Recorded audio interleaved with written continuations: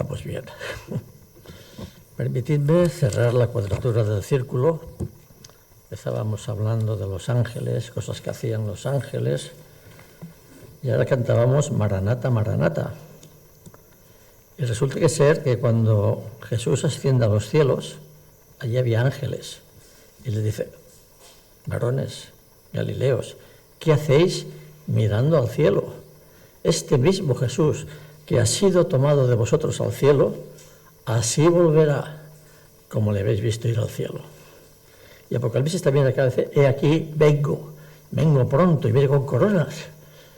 Pero él no retarda su promesa como algunos tienen por tardanza, sino que es paciente.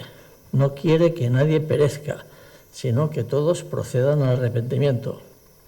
Y por eso nos tiene aquí, a ti y a mí, para avanzar en el reino. Bien, gracias por la invitación. Sois constantes, ¿eh? Contento de estar con vosotros esta mañana. Traigo saludos de la iglesia madre, hermana, o como queráis llamarle, de San Jerónimo y también de Magallanes. Justamente esta mañana están haciendo una reunión conjunta en la iglesia en calle Magallanes, y al saber que venía yo aquí, dice: transmite los saludos de amor fraternal de ambas iglesias, que estamos hermanadas, madre, hijas, hermanas. Estos días hemos tenido dos reuniones en que recordábamos cosas. Por un lado, no me resisto a recordar a María, la madre de Paco. Por ese motivo nos juntamos las iglesias, San Jerónimo, Granollers, Cardedeu, y estuvimos recordando y dando gracias a Dios por su vida, ¿no? También recientemente hemos estado reunidos y hablando y recordando a nuestro hermano Antonio Villegas. Son personas que han contribuido a ser y a tener nosotros lo que tenemos hoy en día. Se lo debemos al Señor y también al trabajo y esforzado de hermanos como ellos, ¿no? Hay que tener gratitud, hay que ser agradecidos, nos manda la palabra. Y hay hermanos que nos han precedido, y hay hermanos que han trabajado, que han luchado, que han dejado la piel literalmente, como se dice, y algunos han dejado su vida en nuestra historia reciente aquí en España, ¿no? Recordar a los hermanos.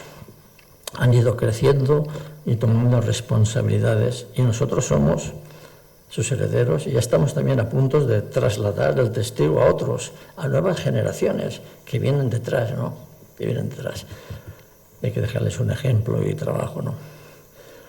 Uno de los mandatos que Dios dio a Adán y Eva en el Edén, después de la creación, es crecer, fructificar, multiplicaos y llenar la tierra. Y somos herederos de este mandato del Señor. En el libro de Éxodo, capítulo 2, versículo 11, se dice que en aquellos días sucedió que, crecido ya Moisés, salió a visitar a sus hermanos. Conocemos la historia, no entraremos en muchos detalles, ¿no? Había un edicto del faraón porque el pueblo crecía, se multiplicaba, y para ellos era un riesgo, era un peligro. Vendrá una nación extranjera a invadirnos, se pondrán a su lado y acabarán con nosotros. Y un decreto: preservad la vida a las niñas y los niños que sean muertos en el Nilo. Y allí nació Moisés, y sus padres lo vieron hermoso, como todos los padres a los hijos, pero no temieron al mandato del rey, lo criaron en casa hasta que pudieron, y luego lo pusieron en el Nilo, en una arquilla calafateada, la familia vigilando, la hermana María en la orilla del río, y llegó hasta palacio, y la hija de Faraón lo tomó, lo prohijó, creció en palacio. Dice Éxodo 2:11, en aquellos días sucedió que ha crecido ya Moisés. Entró en palacio con pocos meses y ya había crecido. Tenía 40 años aproximadamente y salió a visitar a sus hermanos. Sus hermanos eran el pueblo de Israel, que estaban en esclavitud allí en Egipto. En Lucas, capítulo 2 y versículo 52, hay un contraste que nos sirve de referencia. Dice que Jesús también nació un niño de José, de María, Padre, Dios, Espíritu Santo. Dice que Jesús crecía, como todo niño, ¿no? aparte de que tuvo que ser inmigrante, tuvo que ir a Egipto, tuvo que regresar, pero Jesús crecía en sabiduría y en estatura y en gracia para con Dios y los hombres. Esta es una referencia para nosotros, que debemos crecer también en esta forma. Diferencias entre Moisés y Jesús, contrastes. Jesús, a la edad de 12 años, estaba en el templo y estaba discutiendo con los escribas, con los fariseos, haciéndoles preguntas, y ellos se maravillaban de que a los 12 años aquel niño supiera tanto, ¿no? Y Moisés, cuando creció y salió a ver a su pueblo, tenía 40 años. Y Moisés pensó que su tiempo ya se había cumplido, que había llegado, que había crecido lo suficiente, que ya era dueño de sus decisiones, y tomó su decisión y su estrategia sin contar con Dios. Él había crecido, la ley de vida. Para nosotros los humanos, si no crecemos, si hay enanismo, si hay raquitismo, es una enfermedad, si hay falta de desarrollo. Y Moisés creció. Para él fue un momento importante y salió a ver a sus hermanos.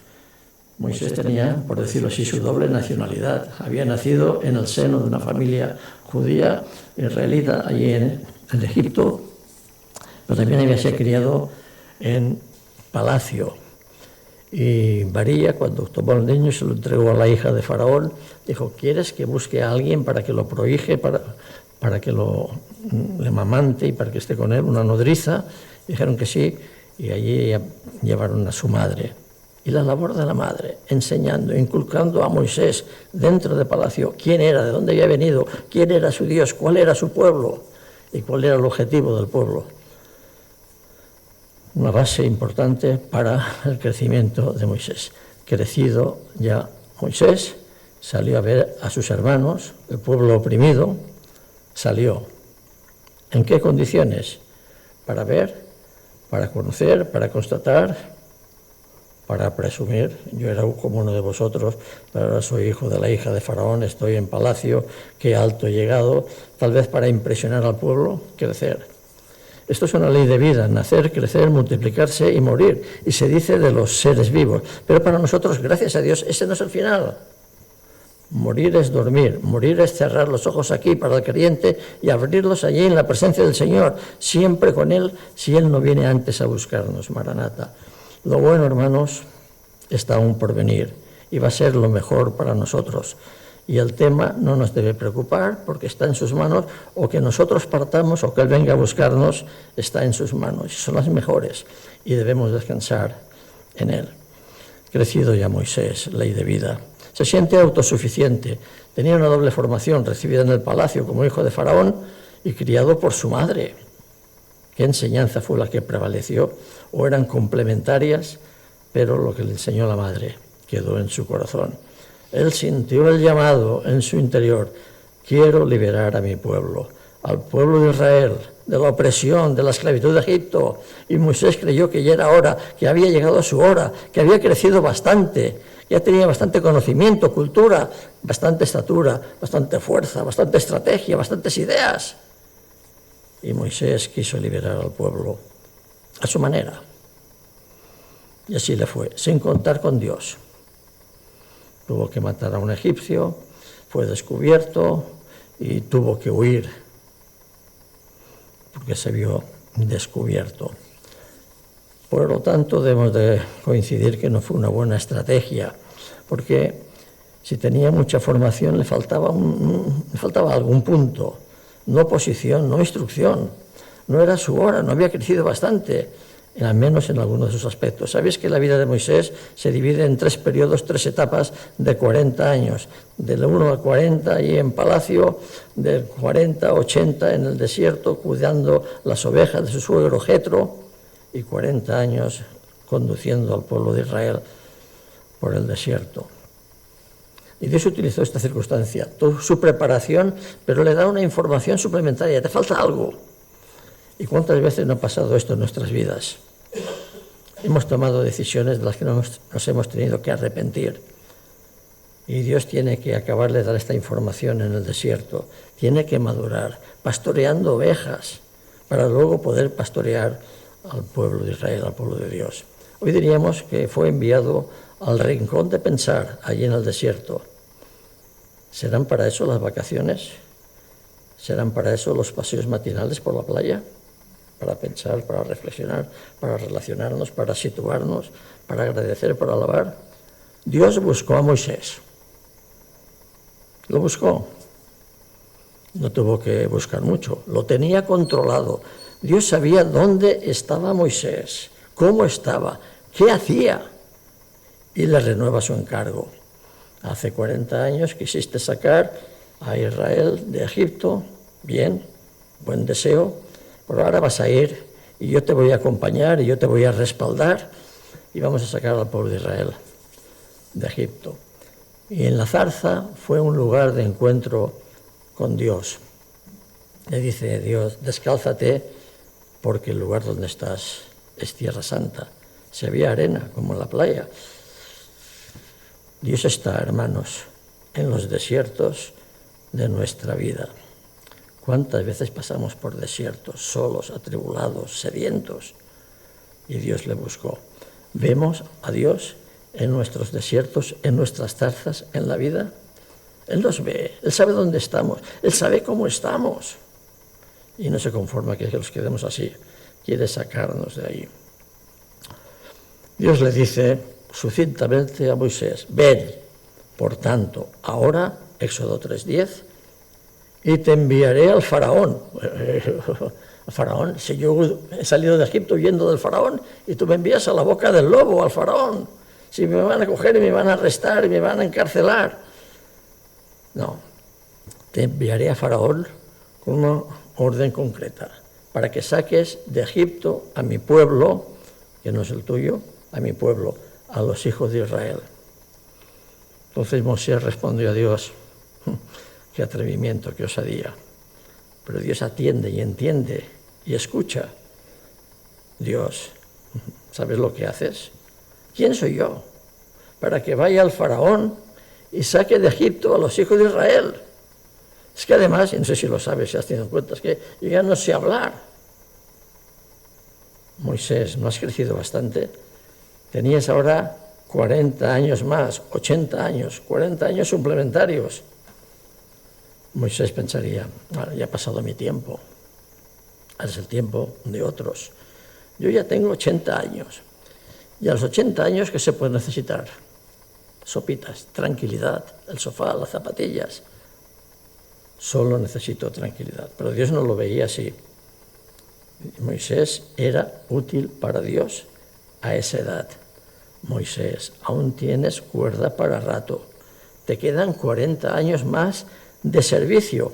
Ya te anticipo que va a ser duro, va a ser difícil. Es un pueblo rebelde, contradictor. Pero yo te envío y iré contigo. Hermanos, ¿le hemos dicho no a Dios alguna vez? ¿Nos ha pedido algo? Señor, ¿tú qué sabes? Yo conozco mi vida, mis circunstancias. Conozco mis dones. Sé hasta dónde puedo llegar. ¿Le hemos dicho no a Dios alguna vez? ¿Y a qué edad se lo hemos dicho? Cuando éramos jovencitos, a una edad madura, o cuando nos íbamos a casar, o después ya, o cuando han nacido los hijos, los nietos. ¿A qué edad le hemos dicho? O como dijera aquel al que el Señor le envió, Jesús le envió a seguirle, Señor, deja que primero entierre a mis muertos, a mis padres, y después ya te seguiré. Deja que los muertos entierren a sus muertos, y tú ven y sígueme. Los tiempos de Dios no son nuestros tiempos. ¿Y cuántas veces discrepamos de su soberanía? Decimos que es soberano, que lo sabe, lo conoce todo, lo puede todo. Pero nosotros también tenemos algo que decir. ¿Por qué me tiene Dios aquí todavía? A mi edad, ¿qué hago aquí? Si solamente estorbo, si soy una carga para el entorno, para la iglesia, para la familia. O le hemos dicho a Dios, no es mi tiempo.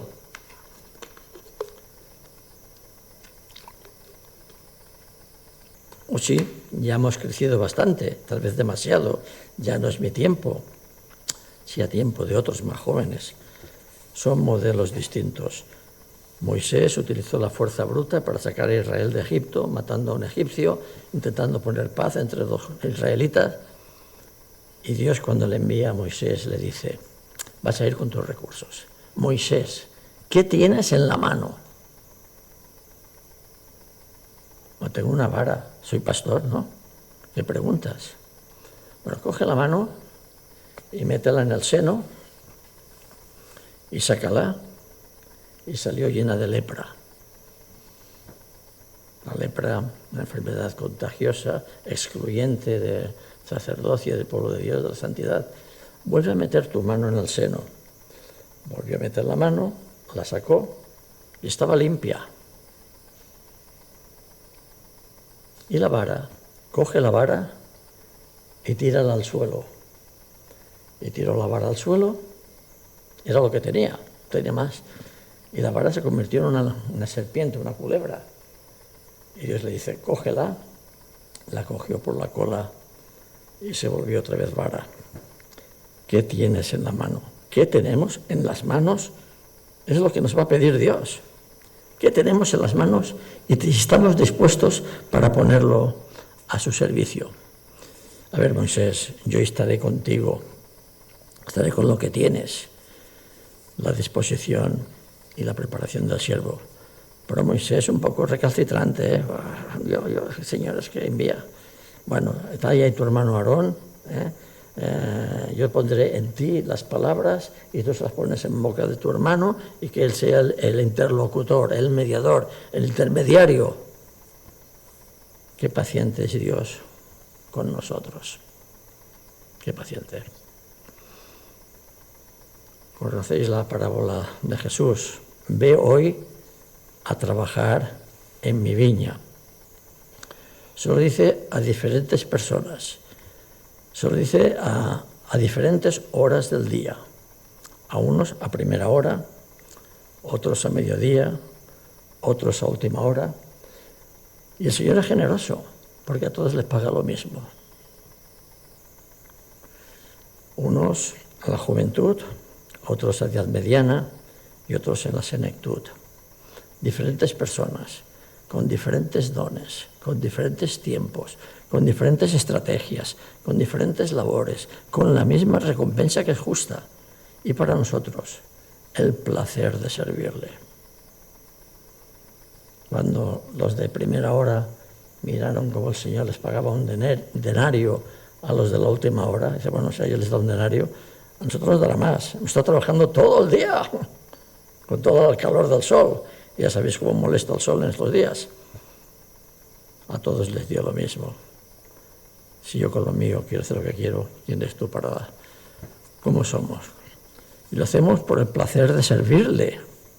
Y además, Él nos está preparando para el estado eterno. Como decíamos antes, vamos a sustituir a los ángeles en el servicio a Dios en la eternidad. Isaías 40:30. Los muchachos se fatigan y se cansan. Los jóvenes flaquean y caen.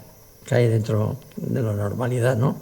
Pero los que esperan en el Señor. ¿Esperas en el Señor? ¿Esperamos en el Señor? Si esperas en el Señor, tendremos nuevas fuerzas, levantaremos alas como las águilas, correremos y no nos cansaremos, caminaremos y no nos fatigaremos. ¿Esperas en el Señor?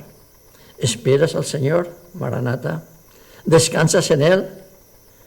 Interpretamos lo que nos ocurre en nuestra vida. Señor, lo que me permite es la prueba, la enfermedad, la falta de trabajo, problemas familiares. Lo que me permites en la vida, bueno me es para mí.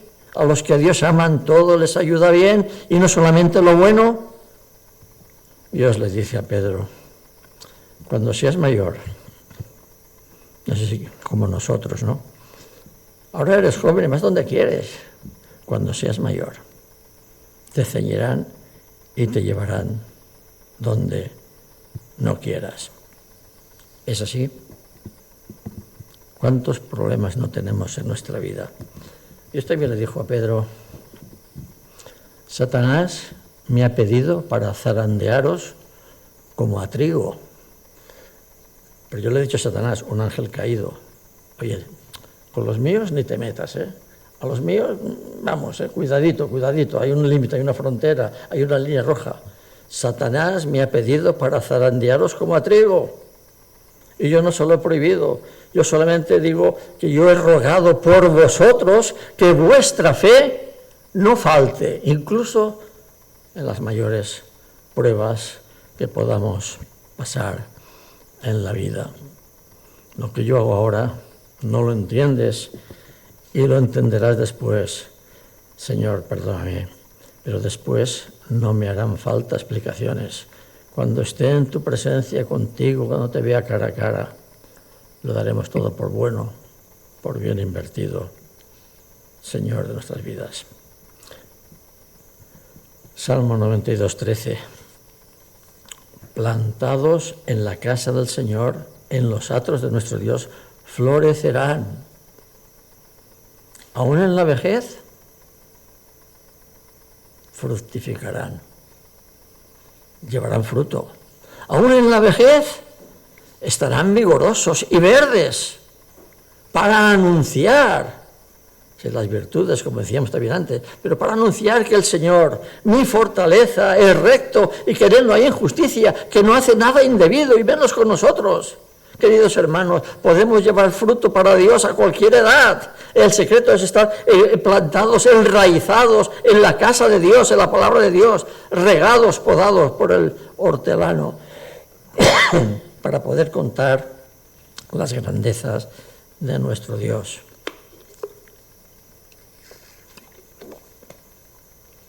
Con los años, y es evidente, nuestras fuerzas disminuyen. Le pasa al atleta profesional, al deportista. Pronto es viejo o no es apto para el deporte de élite y de competición. Se está hablando estos días, permitidme, esta noche hay la final, ¿no? Ya creen que Messi tiene 40 años escaso, pero ya después de esto, el atleta profesional a una edad temprana ya no es apto para el deporte de élite, de competición. Y a nosotros nos pasa también, a cada uno en nuestra circunstancia y diferente edad. Le falta a la gente normal, le pasa a la gente normal. Pasamos por una infancia prometedora, por una adolescencia llena de problemas, por una juventud, por el matrimonio, por los hijos, por los nietos, por la jubilación, por las pensiones, por los achaques. Nuestro cuerpo ya no es como antes, necesitamos al médico, necesitamos las pastillas. Y ya decimos, ya no servimos para nada.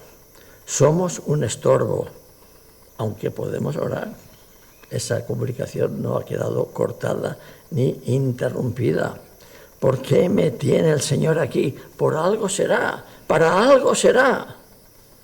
El creyente puede renovar sus fuerzas espirituales hasta los últimos días que el Señor disponga en nuestra vida diaria, manifestando su amor, su gozo, las virtudes de Cristo se vean en mí, manifestando paz, paciencia, disposición. Y por eso debemos ser cuidados por el Padre amoroso. Juan capítulo 15. Cómo cuida, cómo poda la viña, cómo la riega, cómo la abona. El divino hortelano, trabajando en nuestras vidas, podando, abonando, enderezando. Señor, ¿qué quieres que haga? Eso lo dijo Saulo en el momento de la conversión. Pero también es una posibilidad para nosotros hoy y ahora. Señor, ¿qué quieres de mí? Señor, ¿qué quieres que haga? Ahora, en mi tiempo, en mi vida, en mis circunstancias, en mi iglesia, en mi familia, en la sociedad. Señor, ¿qué quieres que haga? Yo ya no puedo, pero contigo en Cristo haremos proezas. Que seamos, hermanos, útiles en el último tramo de nuestra vida, como lo hemos sido los anteriores hasta aquí. Considerábamos los tiempos, ¿no? San Jerónimo, Cardedeo, Granollers, Argentona, iglesias que tenemos unas raíces comunes, unos lazos comunes, fruto de esfuerzo de unos que nos han precedido. Que sigamos manteniéndolo y pasando el testigo a los que nos siguen. Crezcamos y no seamos niños fluctuantes, nos alimentemos de carne, de vianda, en lugar de leche, tomemos alimento sólido.